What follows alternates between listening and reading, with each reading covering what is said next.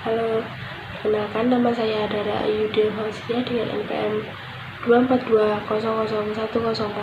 Di sini saya akan mempresentasikan tentang akuntansi pengantar. Yang pertama ada identifikasi aktivitas dan pengguna terkait dengan akuntansi. Pertama ada mengidentifikasi, kedua catatan, ketiga berkomunikasi. Yang kedua, dasar-dasar akuntansi. Etika dalam pelaporan keuangan. Pertama, regulator dan pembuat undang-undang khawatir bahwa ekonomi akan menderita jika investor kehilangan kepercayaan pada akuntansi perusahaan. Kedua, pelaporan keuangan yang efektif bergantung pada perilaku etika yang baik. Etika dalam pelaporan keuangan.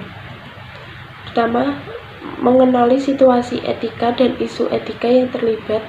Kedua, mengidentifikasi dan menganalisis unsur-unsur utama dalam situasi tersebut. Ketiga, identifikasi alternatif-alternatif dan pertimbangkan dampak setiap alternatif pada berbagai pemangku kepentingan.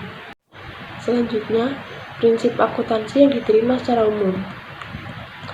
Prinsip akuntansi yang diterima secara umum yaitu standar yang diterima secara umum dan dipraktikkan secara universal.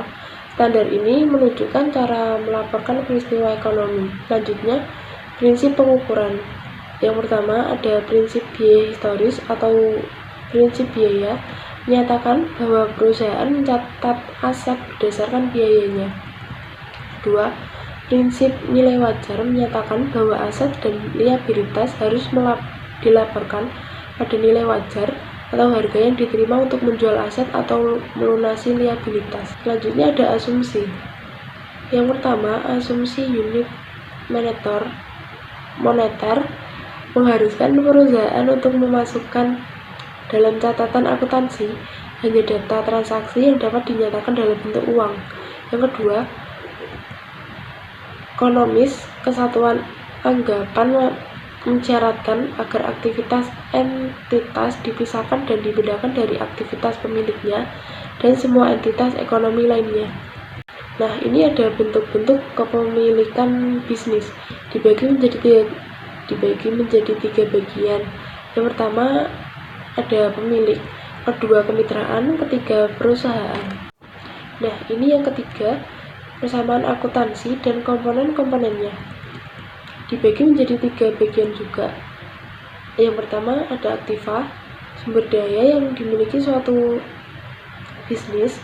Yang kedua, memberikan layanan atau manfaat di masa mendatang, uang tunai, perlengkapan, dan peralatan.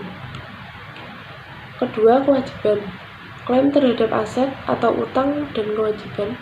Kedua, kreditor atau pihak yang diberi utang uang. Ketiga, utang usaha, utang wesel, gaji dan upah yang harus dibayar. Ketiga, ekuitas pemilik, klaim kepemilikan atas total aset. Kedua, disebut sebagai ekuitas residual. Ketiga, investasi oleh pemilik dan pendapatan. Keempat, gambar dan biaya. Selanjutnya, peningkatan ekuitas pemilik. Investasi oleh pemilik adalah aset yang pemilik masukkan ke dalam bisnisnya. Kedua, pendapatan hasil dari kegiatan bisnis yang dilakukan dengan tujuan memperoleh penghasilan. Penurunan ekuitas pemilik. Pertama, gambar pemilik dapat menarik uang tunai atau aset lainnya untuk penggunaan pribadi. Kedua, biaya adalah biaya aset yang dikonsumsi atau layanan yang digunakan dalam proses memperoleh pendapatan. Nah, ini yang keempat, menganalisis pengaruh transaksi bisnis pada persamaan akuntansi. Transaksi adalah peristiwa ekonomi bisnis yang dicatat oleh akuntan.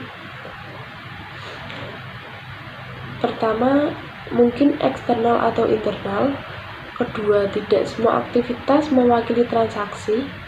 Ketiga, setiap transaksi memiliki efek ganda pada persamaan akuntansi. Yang kelima, 4 laporan dan bagaimana cara menyiapkannya. Yang pertama ada laporan laba rugi. Melaporkan pendapatan dan pengeluaran untuk periode waktu tertentu. Kedua, mencantumkan pendapatan terlebih dahulu, diikuti oleh pengeluaran. Ketiga, menunjukkan laba bersih. Yang kedua, laporan ekuitas pemilik. Melaporkan perubahan ekuitas pemilik untuk periode waktu tertentu. Yang kedua, periode waktunya sama dengan yang dicakup dalam laporan laba rugi. Yang ketiga, ada neraca. Melaporkan aset, kewajiban, dan ekuitas pemilik pada tanggal tertentu. Mencantumkan aset di bagian atas, diikuti oleh kewajiban dan ekuitas pemilik. Total aset harus sama dengan total kewajiban dan ekuitas pemilik. Nah, ini ada laporan arus kas. Informasi tentang penerimaan dan pembayaran kas untuk periode waktu tertentu. Nah, ini yang terakhir, yang keenam, menjelaskan peluang karir di bidang akuntansi. Akuntansi publik, karir dalam audit, perpajakan, dan konsultasi manajemen yang melayani masyarakat umum. Selanjutnya ada pribadi akuntansi, karir di industri yang bekerja di bidang akuntansi biaya, penganggaran, sistem informasi akuntansi, dan perpajakan.